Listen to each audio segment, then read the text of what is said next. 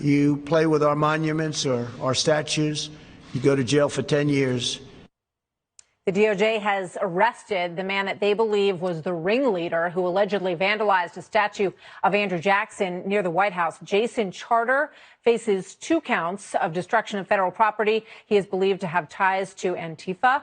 Meanwhile, you've got the situation in Columbus, Ohio, which is going to be perplexing for Columbus because they took down the statue of Christopher Columbus there, but it raises a lot of questions about what they're going to call their town. So they removed it. Thousands signed a petition to change the name of the town, of the city, to Flavortown.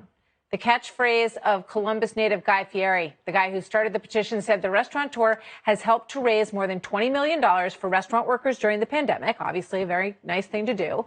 That kind of optimism and charitable work embodies more of what Columbus, Ohio is about, rather than the tarnished legacy of Christopher Columbus. Trey Gowdy joins me now. He is former House Oversight and Committee Chair and a Fox News contributor. So what do you think? Flavortown, is that a good name for Columbus, Ohio? Should we rename a lot of cities in the country across, benevolent, nice, kind, foodie chefs on TV? I think they should name it to Lost to Clemson in the NCAA college football. That's ouch. What I think they should rename it. Martha, there is a difference between remembering our past and romanticizing our past, between acknowledging our past and celebrating our past. I am from the state of South Carolina. That is where the Civil War began.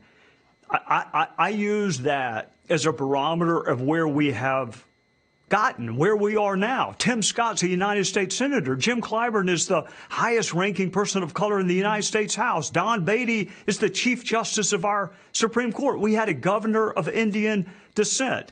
That is the new South Carolina. So remember the past without romanticizing it. I think people are smart enough to draw a distinction between the two.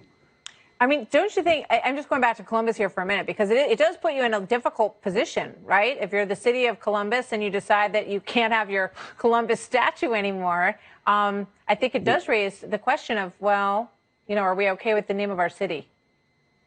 Well, that's the first thing I thought of. I mean, great, take the statue that nobody even knew was there down. Yeah. How about the people that have to tell folks where they're from? How about people named Chris? I'm from the formerly named Columbus, formerly named city of Columbus, now known as Flavortown, apparently.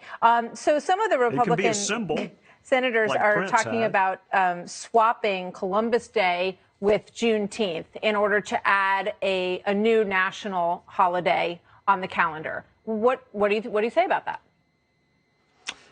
I don't have strong opinions on it. If they want to, I'm not sure I would replace Columbus Day. If you want to give people a choice, I mean, in South Carolina, we let people take certain holidays or their birthday. I'm not sure, having been a federal employee, we need another day off. But if the U.S. Senate's convinced, I mean, why does it have to be in lieu of? Why can't it be in conjunction with? I mean, Christopher Columbus is part of our past. Whether the U.S. Senate likes it or not, that's part of our country's past. Remember it. Don't romanticize it. And the fact that you have a day recalling that, people may celebrate it, they may not. Well, some people think that there's too many holidays and that people need to spend more time in Congress at work. So that's just one other thought I'll leave you with. Trey, always good to see you. Happy Trey Gowdy Day. You too. Good to see you.